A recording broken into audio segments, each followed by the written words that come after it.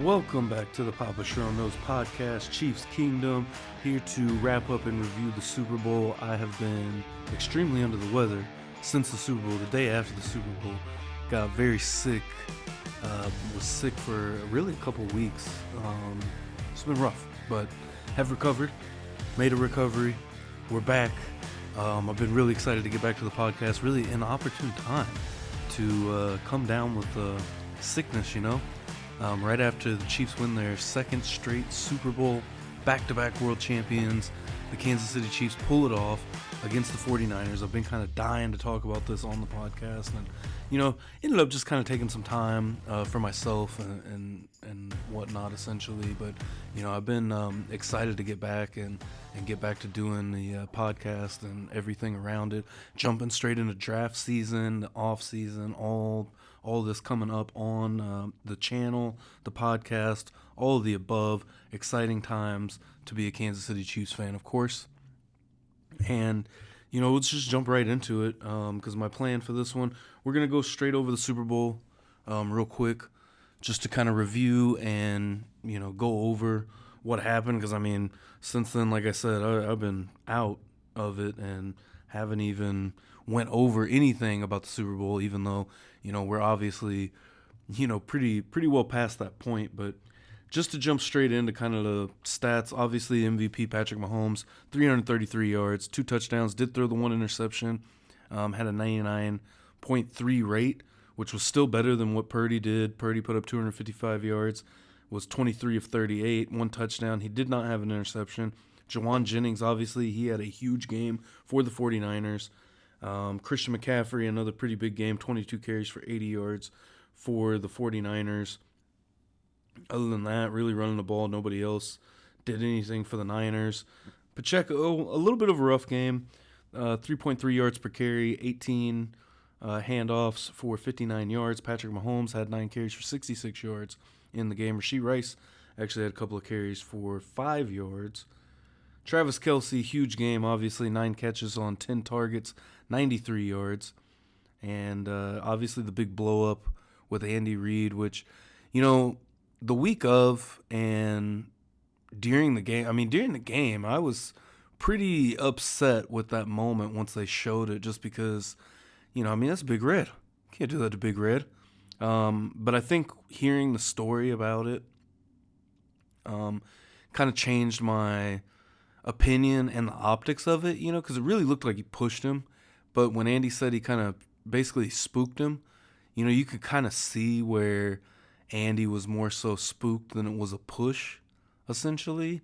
Obviously he made contact with Andy, and the optics did not look good. It still doesn't look good. Not necessarily defending Kelce on that, because that was a very rough moment, I feel like, and the optics of it looked terrible. But he does end up with 93 yards on 9 catches, 10 targets. McCole Hardman, 3 catches on 3 targets for 57 yards. Honestly, looking at the stat box, he had a touchdown too. I guess I didn't realize, obviously the game-winning touchdown, didn't realize how big of a game he had with the 57 yards. But obviously the huge touchdown at the end of the game that sealed the deal. Isaiah Pacheco had 6 catches for 33 yards, caught all 6 of his targets. MVS, 3 catches for 20 yards and a touchdown. Rashee Rice, 6 catches for 39 yards. Justin Watson, 3 for 54. Noah Gray, 2 catches for 22 yards. And Jet McKinnon, 2 catches for 15 yards. Huge game. Chiefs absolutely imposed their will, did exactly what they needed to do to go in and win this football game in the Super Bowl. And, honestly, you just kind of felt like it was, once you started getting to the end and it was close, the fact that they took a field goal the 49ers did in overtime, absolutely insane. The fact they didn't know the rules of overtime. The Chiefs have been preparing for this over and over, drilling it in practice. It just goes to show there is levels to this, coaching-wise, team-wise, on the field, and the Chiefs are head and shoulders above everyone else in this league right now. Absolutely head and shoulders above everyone else, from top to bottom, I think. From the coaching staff to the players on the field to the schemes they're running. Obviously, it goes to the coaching staff, but what they are doing is absolutely just mind-blowing of how good they are. They are going to go for a three-peat. They're going to go for a three-peat next year. It's absolutely insane. So to get into some of that and just what I've been seeing online, I just kind of wanted to touch on this because it is absolutely hilarious to see the way that people have gone about really talking about the Super Bowl, I feel. If you're not a Chiefs fan, it's a conspiracy. If you're not a Chiefs fan, it's rigged. If you're not a Chiefs fan, the Chiefs pay the officiating. You know, there's so many things. Even Will Compton. Will Compton was the one that was just mind-blowing to me, of the fact that Will Compton really went out on Twitter and said that the NFL is WWE. You're talking about a former player. You're talking about a guy that, has a huge podcast, Bustin' with the Boys, on, man, why can I not think? Barstool Sports. That Barstool just signed a huge deal with DraftKings. And I know this is kind of getting into the weeds a little bit, but the simple fact that you have a person that played in the league, runs a podcast, and you think this podcast, the network it's on, the Barstool, signs a huge deal with DraftKings for sports betting. I just think the optics of that is hilarious on how bad that looks, and the fact that at this point, as I'm aware of, that Will Compton has not said, I don't listen to their podcast or anything like that, so I don't know what's being said on the podcast, but I'm just going off of what I've seen on social media. I don't think that he's retracted that statement or said anything. And to me, like, immediately, you could be opening up your company. Barstool's obviously involved in sports betting out in Kansas at the Hollywood Casino. It's a huge Barstool book in Kansas City, Kansas. And that's what they built. It was Barstool Associated. So you're connected to two different sports books, essentially, if you're Will Compton, and you played in this league. You're kind of opening up the door to, hey, this is fixed. We're making money off of it. It's all fixed. That is illegal. Where's the Dana White clip? That's illegal. You cannot do that. So I just thought that was interesting and funny. You could be so upset that this team has, and it's funny to me because I feel like people are more upset than when the Patriots were winning Super Bowls, and the Patriots literally cheated. I mean, the first three, obviously under huge scrutiny, they recorded practices, they stole signs, they, did all these things. Then you had the second part of the dynasty, Deflategate. And that's a whole nother story, and I'm not trying to get too into it, but it's just insane and amazing to me that people are this upset, are this convinced that the NFL is rigged. It's, the officiating, and the officiating's terrible. If you've listened to this podcast throughout the year, I've griped about the officiating all year. It goes both ways.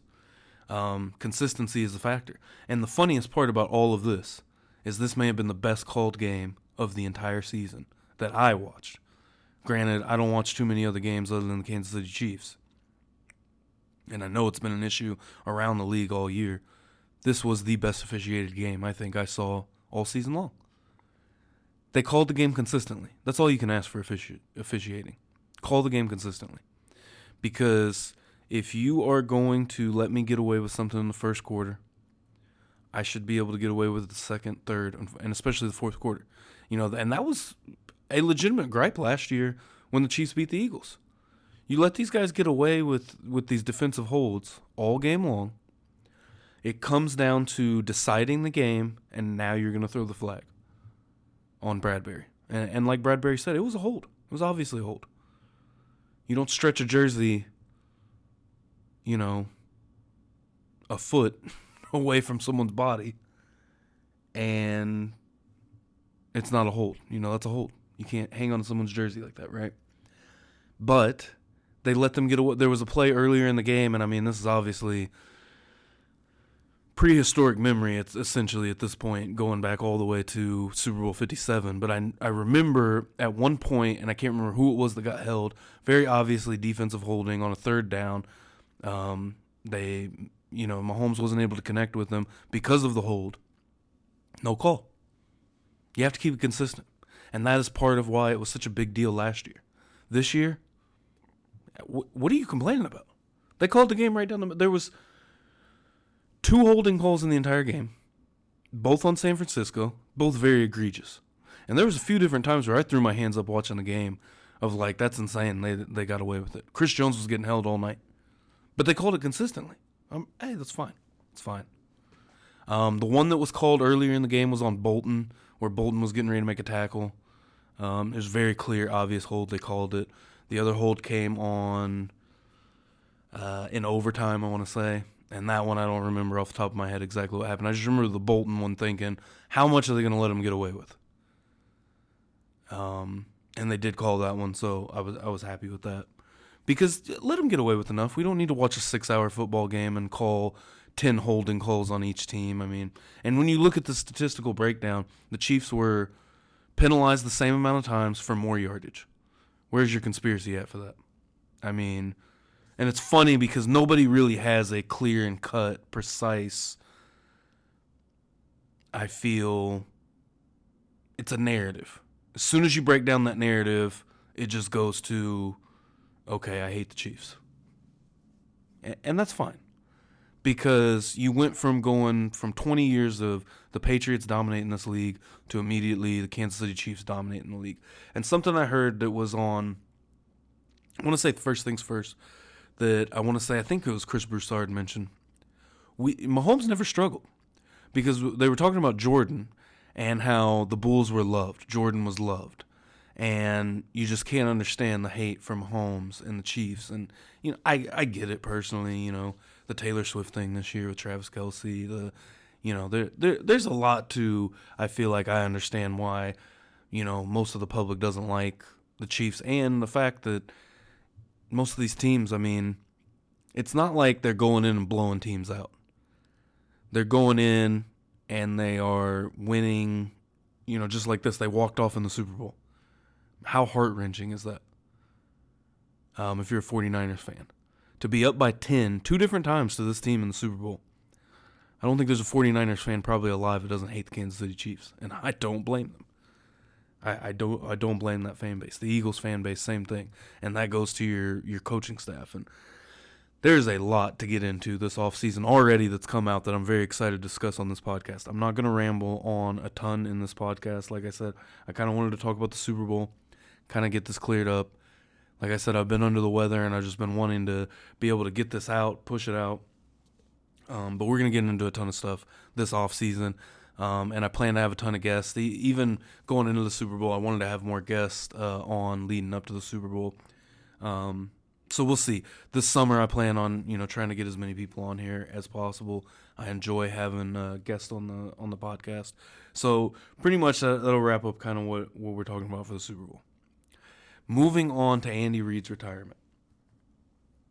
And I wanted to touch on this just because of how really insane it seemed. And I think this was reported by Mike Florio before the Super Bowl about the retirement. So granted, hindsight's 20/20. But going in to have a chance to three-peat, no team, no coach, nobody has ever had a three-peat in the NFL. It's never happened. To think that Andy Reid would retire going into having a chance to go into a three-peat is absolutely insane. I don't think I don't care if you're 85.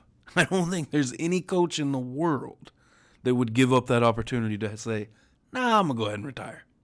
Nah, I'm going to go ahead and call it a career. We just won back-to-back. Let me ride off into the sunset. Because even if the Chiefs were to go 5-12 next year, you went back-to-back. You can still ride off into the sunset. Andy Reid has solidified his coaching career as one of probably the top 3 greatest coaches to ever walk the face of the earth in the NFL at this point. And I said this on the Schrobank show however long ago, around the first Super Bowl run, that if Reid were to win the Super Bowl or win another one, I can't remember exactly, that he'd be the greatest coach of all time. I was quickly interrupted by Ray. Shout out to Ray. Ray and Randy probably, and reminded Belichick exists. And I thought, How could I forget that? So dominant for so long that you just kind of forget about how dominant of a coach Belichick was. At this point, I'm almost willing to argue Andy Reid is up there with Belichick. And I know the Super Bowls don't balance out, but what Andy's done is different than what Belichick has done. Belichick had a 20-plus year run with one team, with one quarterback, and wasn't able to duplicate. We'll see if he comes back next season. Obviously, Belichick doesn't have a job going into this offseason, but the fact the entire league passed on him, everybody that had a coaching vacancy passed on him, and I get it though. If I was Belichick, I'd want to take a year off too, which I think maybe kind of strengthens up. He didn't come back. I don't know if Belichick comes back. Personally, my personal opinion, I don't think we see Belichick on a sideline ever again. I don't think you take a year off after his run that he had. It's possible, but for him to not even go into coaching, I almost thought maybe he would go straight to Alabama with Saban retiring and that opening up. That doesn't happen either. Belichick is definitely going to be off for a year. I mean, I would love to see him as an analyst for maybe a couple of years. I don't know if he'd be willing to do that. Obviously, Belichick's never been one to be a, very media-friendly guy, which, is what it is. But I think that he would do well, just because to get his insight. I think offensively, the game has passed him by, but I think he's still a great defensive mind. But anyways, going back to my point of Andy, I think Andy's right there with Belichick. I know Belichick has, 6 Super Bowls. Andy now has 3. But if you go back to back to back next year, I almost feel like there's not an argument. And the quarterback you've got, when you're comparing the beginning of their careers, Brady to Mahomes is better. Mahomes is better in every single statistical category. They got the same amount of Super Bowls. Mahomes has been to more AFC championship games. The only thing they're tied on is Super Bowls. That's it. Mahomes is better than Brady in the beginning of his career. Absolutely.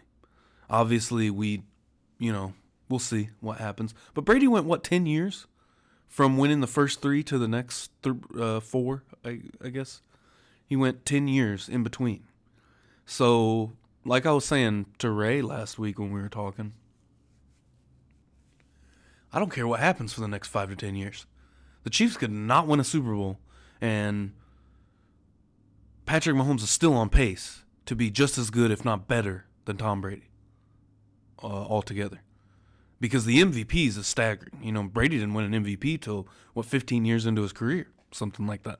12 to 15 years, somewhere in there. Brady didn't win an MVP. I guess not that long, because I think it was 2007 he won the MVP when they added Randy Moss. They went 18-1, lost to the Giants. Pretty sure Brady was MVP that year. But still, that's about 10 years into his career. Came in the league 98 or 99. I can't remember off the top of my head. I'm not looking at his profile or anything, but either way. Obviously, we'll probably have more of that discussion later on the podcast. I just had a few quick talking points I kind of wanted to get through this episode to kind of just keep a little bit of a flow, not to ramble too much. So we move past the Super Bowl, move straight into the offseason. The list of free agents is here. Chris Jones, L'Jarius Sneed, Donovan Smith, Willie Gay, Derek Nottie, Jerick McKinnon, Clyde Edwards-Helaire, Mike Edwards, McCole Hardman, Tommy Townsend, Mike Nana, Nick Allegretti, Drew Tranquill. That is your list of free agents for the Kansas City Chiefs going into the offseason. The Chiefs, I think, have already replaced Tommy Townsend in Matt Araiza, which was a great pickup. Obviously, his case got dismissed. It all came out as, and I haven't done a ton of research into it. I've just listened to a couple of things about it. But Matt Araiza's case was thrown out. Of course, there were some allegations that was proved to be false, and his name was cleared. The Chiefs were able to go and sign him, and I'm not sure what the optics of that deal is. And I'm sure we'll get more into that at some point down the line in the offseason. Again, just kind of giving a very brief overview. Willie Gay has already said he probably played his last game at Arrowhead after the Miami game. I assume he's gone. I assume Leo Chanel will take his place and move into that role. Not against that. Drew Tranquill is an interesting, just sticking with the linebackers, Drew Tranquill is an interesting one. I think a team will try to pay to, one, not let him come back to Kansas City. But two, I mean, what he showed, he showed he can be a starting linebacker in the league. And he's kind of been, a scheme linebacker in L.A. and now in Kansas City. But he stepped up huge for Nick Bolton plenty of times this year and was an absolute force on the defense. The Chiefs underratedly had one of the best linebacking cores in the league this year, I think, with Willie, Nick Bolton, Drew Tranquill, Leo Chanel. Who else? Cochran came in, and Jack Cochran, he did a good job when he was called upon. I feel like I'm missing somebody.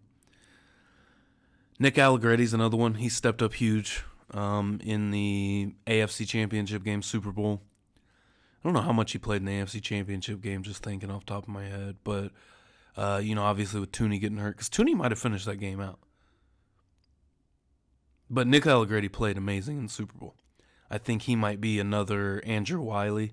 You know how Wiley really played good down the stretch, was able to get himself a deal.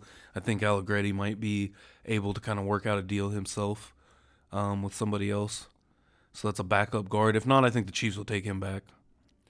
Obviously, the big ones are Chris Jones and L'Jarius Sneed that you're going to have to figure out. And, parade talk is one thing.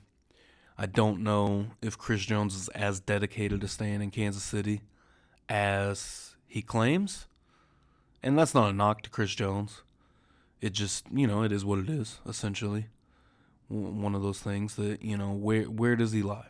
Do you want to chase the money? Do you want to chase the glory? I think is a very clear-cut line drawn in the sand this offseason for all of these guys, really. And Snead, I'd get more if he wants to chase money, just for the simple fact of, one, the Chiefs have corners. The Chiefs can draft corners. They've shown that. You've got McDuffie, Jalen Watson, Josh Williams. Mike Edwards is kind of in the same boat with the safeties. You've got a lot of good talent at safety. Justin Reid, Brian Cook, Chamari Connor, who came up big there at the end of the season. Deion Bush had a huge interception in the AFC Championship game. So looking at the secondary, I think, I don't know, going in to the playoffs offseason, I thought Snead was probably the number one guy that you needed to re-sign, just of how good he's been. But I don't know at this point, just thinking of, it's just hard to pay a guy at D-tackle that's going to turn 31 next year, I think. It's a hard sell, I feel. But at the same time, I almost would say, if you can pull off the three-peat, pay him, and it goes downhill from there. I mean, it's the same thing with the Chiefs front office. I mean, you're facing kind of penny pinching, making things work that kind of way versus glory again, kind of a line drawn in the sand. No team's ever three-peated before. So I think you have to do your due diligence and do everything you can to make this happen, Obviously, you can't just start over. This is not something where you just start over and be like, oh, we'll three-peat some other time. That's, the opportunity is here. It's right now. You got to go for it. You got to go get it. I don't know. Let me look at this list one more time. I think Donovan Smith's probably gone. I think Tommy Townsend might have been replaced at this point already. Mike Edwards, depending on the money, we'll see. Jerick McKinnon and Clyde Edwards-Helaire are two guys that I would not, depending on the money, I would not be against both of them coming back and just keeping that running back room the exact same as it was last year. You still have P. Ryan back there.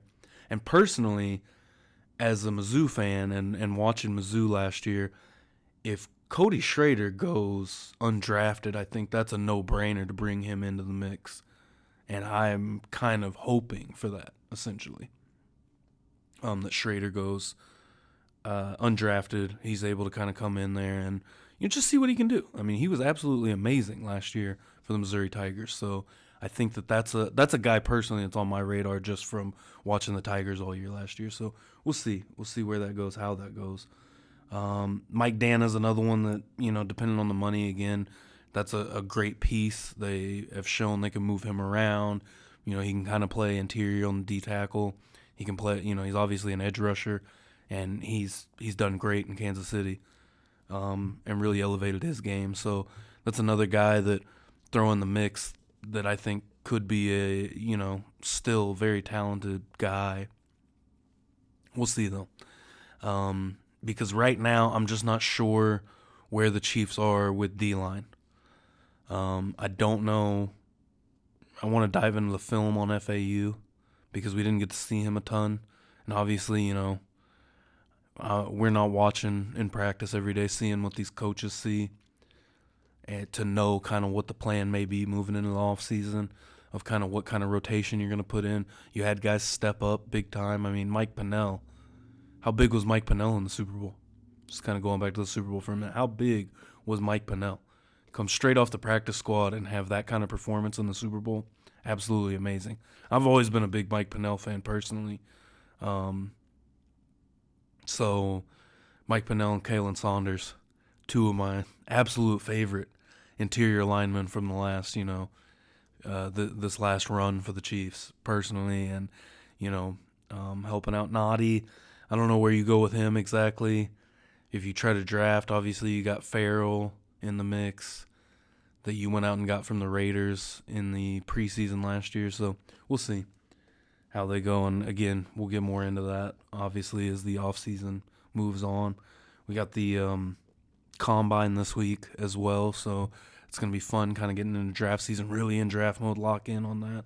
I really have to do my due diligence there just because, these deep playoff runs, everybody's got a head start. Everybody else that's not covering the Chiefs and looking, at the playoffs as much. You're moving on. It's draft season already. It's the off season, right?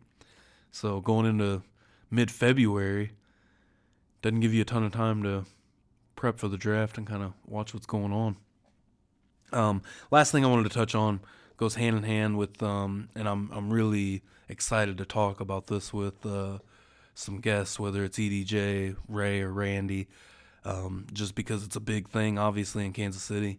If you live in Kansas City, the Royals planning to move downtown, which obviously opens up a huge space at the Truman Sports Complex. The Chiefs on Wednesday, February 28th, will hold a press conference to talk about their plans for the future of the Truman Sports Complex, what they plan to do. And shout out to Bryce, too. Me and him had some interesting conversations about this over the weekend, just of what they're going to do. You already have the Ford tailgate district, before games. Personally, I haven't been to the Ford tailgate district. I don't know exactly what it's like, but I know it's tents basically set up. Maybe you could build something out there like that. Maybe you could build something. Obviously, if you're planning on, building this team up and having a long Patriot-esque run where it's 20 years of playoff games and AFC championship games. Obviously, they've been to 6 straight already. Build something out there where you could have a pregame concert or, something to that effect, some kind of pregame stuff or, these big games. Obviously, you'll have another opening night game Thursday night football to open up the season next year at Arrowhead, celebrating the champions again. Big games like that, you could set up or to have, the NFL CBS crew, the NFL Today crew out there. The Chiefs aren't on Fox a ton. For big games like that, obviously CBS holds the AFC championship game. But, to have a place for any kind of event. And the University of Kansas is going to play their home games at Arrowhead, I want to say starting next year, where they're renovating their stadium out in Lawrence, which they're a long way from home and kind of weird for Kansas to be playing home games in Missouri. I've always thought that's odd, personally. And I get Kansas City's closer to Kansas than we are to the University of Missouri, but I don't know, still weird playing out of state your home games. A little weird, but that opens up to a possible place where College Game Day crew could come through. If you ever renew that rivalry of Kansas, if Kansas could get their football program together and actually be, decent for more than 1 or 2 years at a time. And really same goes for Missouri, even though Missouri's an SEC team and, they've kind of started to build that continuity. And, I mean, you're talking about a team that almost beat Georgia in Georgia last year and almost beat them the year before when they were ranked number 1 in the country. I mean, Mizzou is, again, there's levels to this. And Mizzou is a few tiers above Kansas. But if you ever renew that rivalry and bring it back to Arrowhead, I mean, that was a huge deal. Obviously, the Chase Daniel versus Todd Reesing game where they were, I want to say they were 1 and 2 in the country, made Missouri number 1 in the country. And College Game Day was there for that. You could make an area to facilitate things like that. So I think that either way, and personally as a Chiefs season ticket holder, get the Royals out of there. Let them go downtown.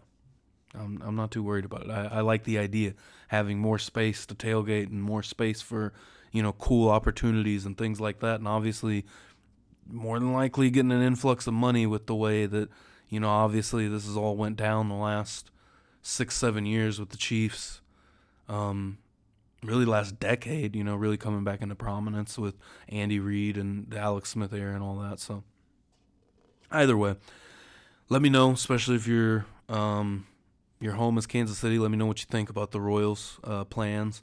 What do you think the Chiefs' plans are going to be moving forward for the Truman Sports Complex? What did you think about the Super Bowl? Is it a conspiracy? Is the NFL rigged? Am I crazy for thinking that we're still watching a sports game every Sunday? What's your solutions to the officiating? And other than that, man, I really appreciate you guys listening. Go check me out over on Instagram, as Papa Shro knows. Let's see, TikTok, Papa Shro, Twitter, Papa_Shro. I say TikTok's the same, Papa_Shro. Either way, you can find me on all the social media platforms. Whether you're listening on Spotify, YouTube, Apple Podcasts, obviously got a YouTube channel, Papa Shro. Go check that out if you're not watching on the YouTube channel. We've got film reviews and gonna have more stuff coming as well. Finally able to feel like talk and be able to be a little healthier after being sick right after the Super Bowl. It was pretty rough. So excited to be back, and if you're following along, we got plenty of draft coverage coming your way. More MMA coverage, maybe a little bit of baseball coverage, planning to get back into. Last year's a little depressing with the Cardinals, but I am interested, especially with the Royals probably moving downtown. We'll see how long that takes and whatnot. But anyways, smash that like button, subscribe, follow along on whatever platform you are. Appreciate it again, and we'll see you next time.